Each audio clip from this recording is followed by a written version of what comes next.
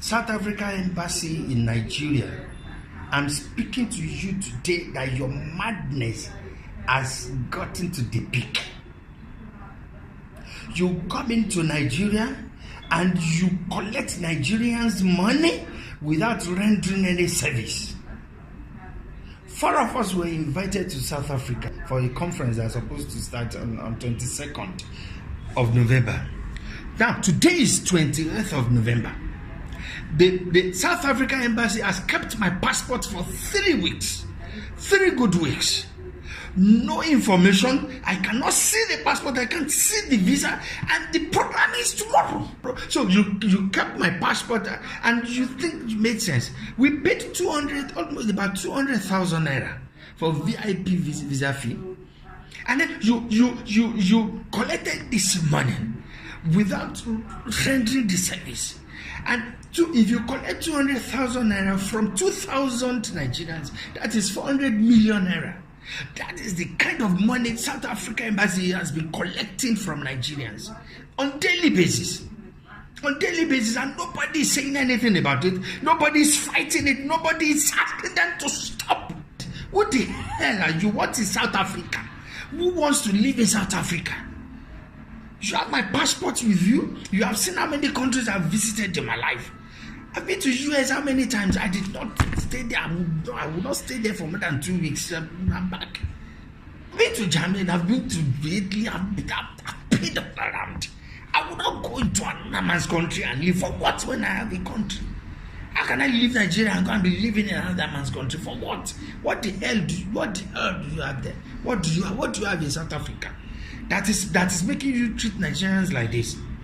I was in secondary school when South Africa was battling for their lives. We were donating 10 kobo, 20 kobo, 50 kobo, helping them to fight apartheid. We were donating 10 kobo, 20 kobo, 50 kobo. I was in secondary school. Today, this is the same South Africa that is now dominating Nigerians, that is now suppressing Nigerians, oppressing Nigerians. Not even in their country, in Nigeria. No, this madness has got to stop. The FCC will not look at it. ICPC will not look at it. There is a body they call Consumer Protection Council. What are you doing? What are they doing there? So you don't know, you need to go and investigate the South African Embassy people. Because they just collect money from Nigerians, they don't render the service. And this has gone on for too long. This is my first time of going there. I don't even do. What do I want to go and do in South Africa for kingdom's sake? What is in South Africa? I don't even want to go to South Africa. What do I want to go do? If you don't give me your visa, why are you keeping my passport? What the hell is in South Africa that anybody wants to go there? And it's not really your fault. It's the people who call themselves senators. They stay there, stealing people's money instead of enacting laws that will defend, that will protect their people from this kind of extortion. People have things to do all over the world. I was asking the organizers, why South Africa? What is? It doesn't make sense to me that you take a conference to South Africa. What is in South Africa? You just think the Nigerians can be treated anyhow and you get away with it because nobody does anything about it. If this is the last battle I engage in, I'm going to fight it to stand still. And if the judiciary will not do anything about it, we'll organize ourselves, we'll mobilize ourselves and shut down your stupid embassy because you're not making sense. You're just occupying space in Nigeria and you're causing Nigerians pains. You're cheating them. So EFCC should know that this is an organized crime, executive crime. This is MMM. This is Ponzi scheme. This is the biggest Ponzi scheme. So instead of running after the Yahoo boys, these are the people you should be running after.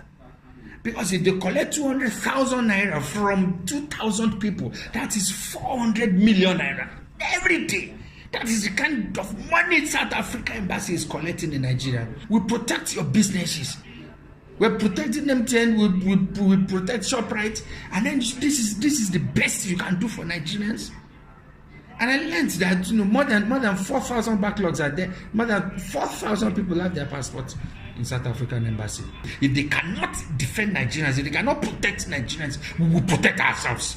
And we show you that you don't have monopoly to madness. You give me my passport, you refund my money, and you pay damages. Because all of you saying you're working in South African embassy, you're big fools. Big fools. If they check your certificates now, some of you will have BSc, you will have PhD. And common sense cannot tell you that if you cannot render the service within 2-3 days, you don't need to keep people's passports. If you can't give them the visa within 2-3-4 days, you don't keep their passports. You render their passports for them so that they can use it to do something else. You kept my passport for 3 weeks. I could not travel anywhere else. I couldn't use my passports in the local airports. I couldn't use my passport for bank transactions. And you feel so good about yourself that that you're putting people's lives on hold. May the good Lord punish all of you for what you're doing. We'll see. We'll meet in court.